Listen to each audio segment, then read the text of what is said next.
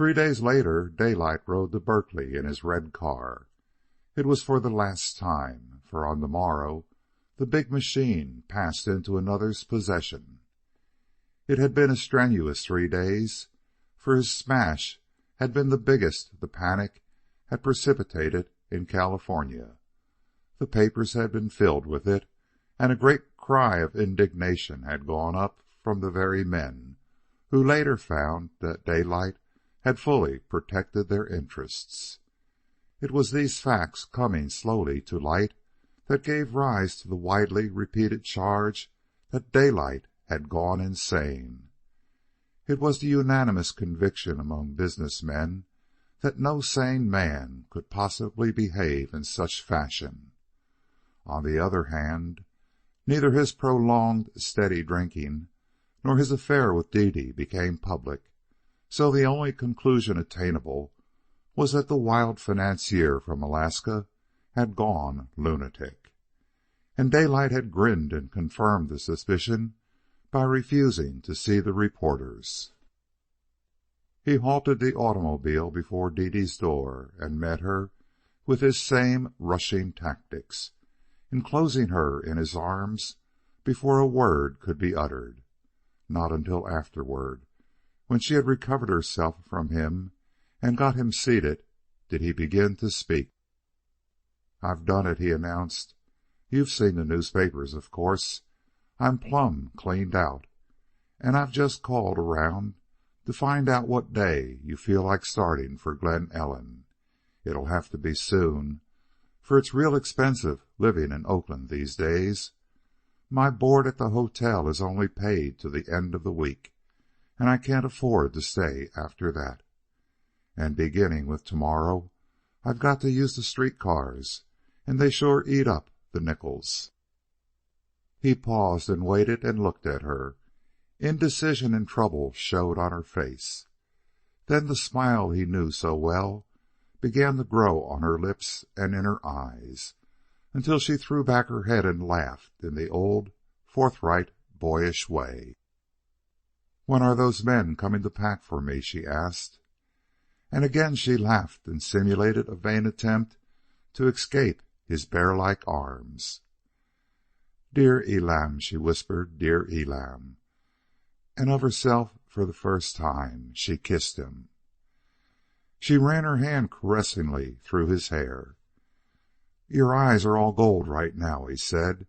"I can look in them and tell just how much you love me."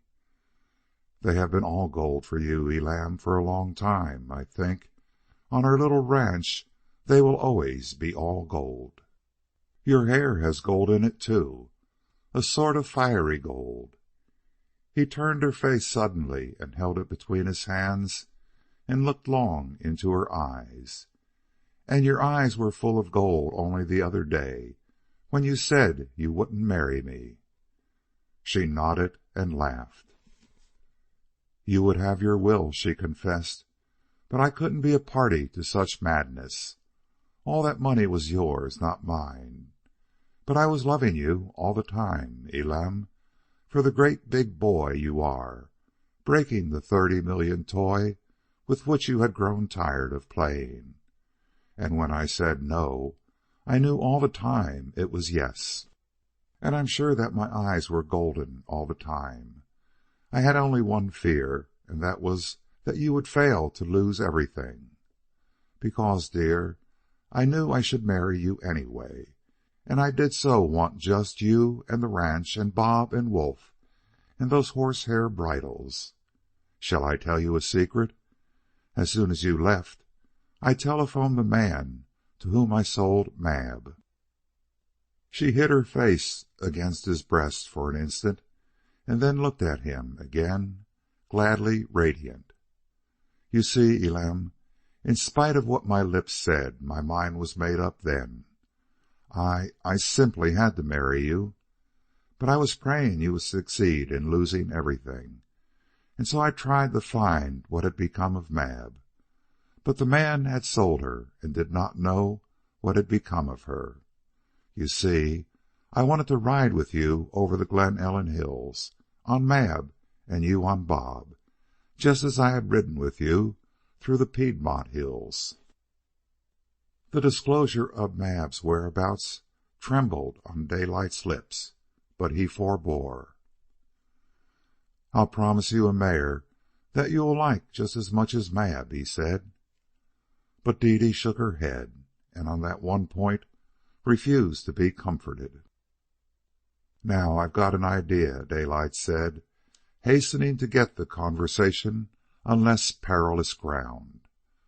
"We're running away from cities, and you have no kith nor kin, so it don't seem exactly right that we should start off by getting married in a city. So here's the idea. I'll run up to the ranch and get things in shape around the house and give the caretaker his walking papers. You follow me in a couple of days, coming up on the morning train. I'll have the preacher fixed and waiting. And here's another idea.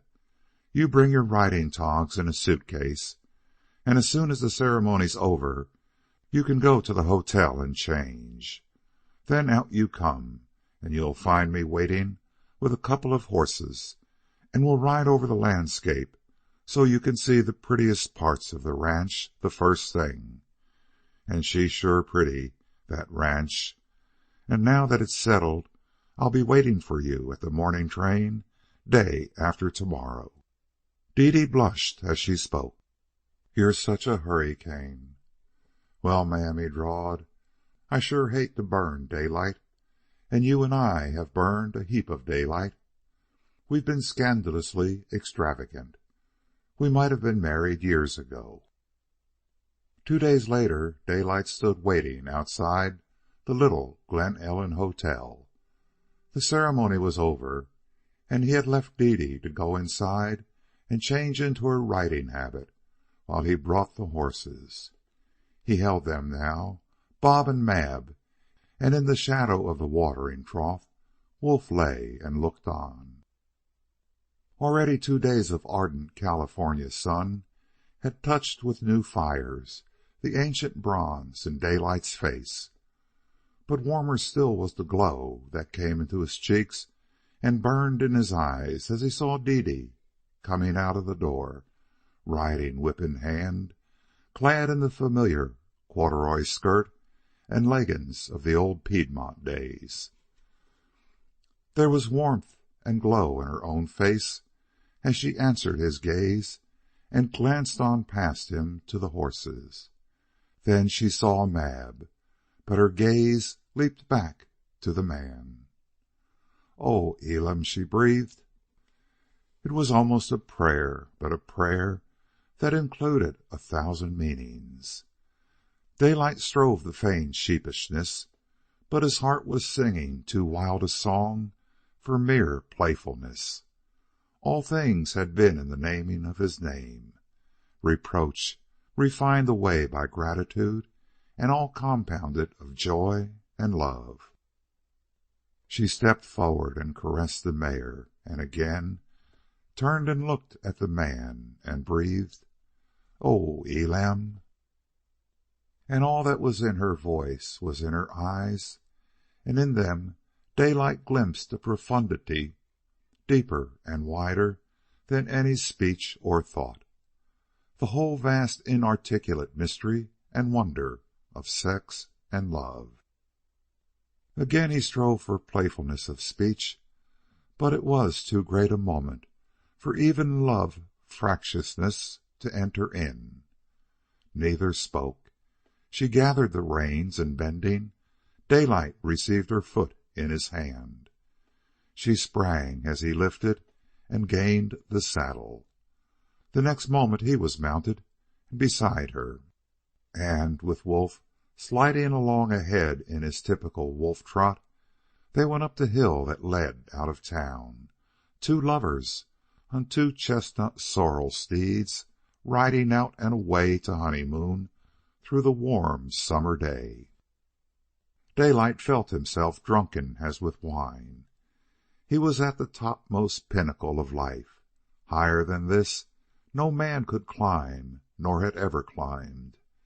It was his day of days, his love time, and his mating time, and all crowned by this virginal possession of a mate who had said, "Oh, Elam," as she had said it, and looked at him out of her soul as she had looked. They cleared the crest of the hill, and he watched the joy mount in her face as she gazed on the sweet, fresh land. He pointed out the group of heavily wooded knolls across the rolling stretches of ripe grain. "They're ours," he said, "and they're only a sample of the ranch. Wait till you see the big cañon. There are coons down there, and back here on the Sonoma there are mink. And deer, why, the mountain's sure thick with them. And I reckon we can scare up a mountain lion if we want to, real hard. And say there's a little meadow. Well, I ain't going to tell you another word. You wait and see for yourself." They turned in at the gate where the road to the clay pit crossed the fields, and both sniffed with delight as the warm aroma of the ripe hay rose in their nostrils. As on his first visit, the larks were uttering their rich notes and fluttering up before the horses until the woods and the flower-scattered glades were reached, when the larks gave way to blue jays and woodpeckers. "We're on our land now," he said, as they left the hayfield behind. "It runs right across country over the roughest parts. Just you wait and see."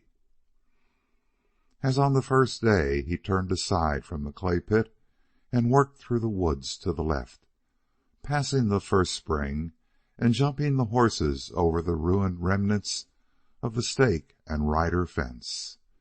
From here on, Dede was in an unending ecstasy. By the spring that gurgled among the redwoods grew another great wild lily, bearing on its slender stalk the prodigious outburst of white waxen bells.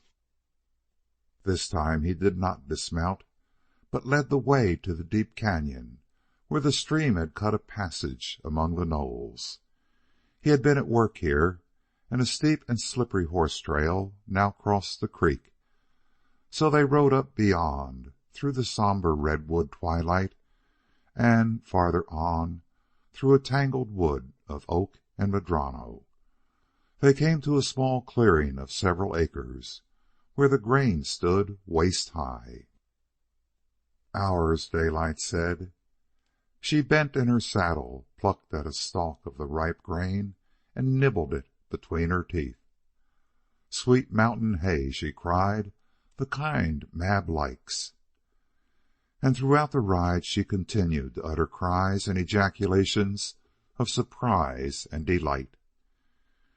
"And you never told me all this," she reproached him, as they looked across the little clearing and over the descending slopes of woods to the great curving sweep of Sonoma Valley. "Come," he said, and they turned and went back through the forest shade, crossed the stream, and came to the lily by the spring. Here also, where the way led up the tangle of the steep hill, he had cut a rough horse trail. As they forced their way up the zigzags, they caught glimpses out and down through the sea of foliage. Yet always were their farthest glimpses stopped by the closing vistas of green, and yet always, as they climbed, did the forest roof arch overhead, with only here and there rifts that permitted shattered shafts of sunlight to penetrate, and all about them were ferns, a score of varieties, from the tiny goldbacks and maidenhair to huge brakes 6 and 8 feet tall. Below them, as they mounted, they glimpsed great gnarled trunks and branches of ancient trees, and above them were similar great gnarled branches. Dede stopped her horse and sighed with the beauty of it all. "It's as if we are swimmers," she said, "rising out of a deep pool of green tranquillity. Up above is the sky and the sun, but this is a pool, and we are fathoms deep." They started their horses, but a dog-tooth violet shouldering amongst the maidenhair caught her eye and made her rein in again. They cleared the crest and emerged from the pool as if into another world, for now they were in the thicket of velvet-trunked young madronos and looking down the open, sun-washed hillside, across the nodding grasses to the drifts of blue and white nemophilia that carpeted the tiny meadow on either side of the tiny stream. Dede clapped her hands. "It's sure prettier than office furniture," Daylight remarked. "It sure is," she answered. And Daylight, who knew his weakness in the use of that particular word sure, knew that she had repeated it deliberately and with love. They crossed the stream and took the cattle track over the low rocky hill and through the scrub forest of manzanita, till they emerged on the next tiny valley with its meadow-bordered streamlet. "If we don't run into some quail pretty soon, I'll be surprised some," Daylight said. And as the words left his lips there was a wild series of explosive thrummings as the old quail arose from all about Wolf, while the younger ones scuttled for safety and disappeared miraculously before the spectators' very eyes. He showed her the hawk's nest he had found in the lightning-shattered top of the redwood, and she discovered a wood-rat's nest which she had not seen before. Next they took the old wood road and came out on the dozen acres of clearing where the wine grapes grew in the wine-colored volcanic soil.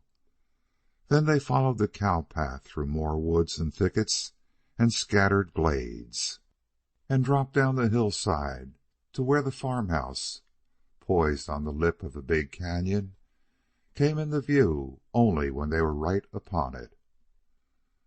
Dede stood on the wide porch that ran the length of the house, while Daylight tied the horses. To Dede it was very quiet.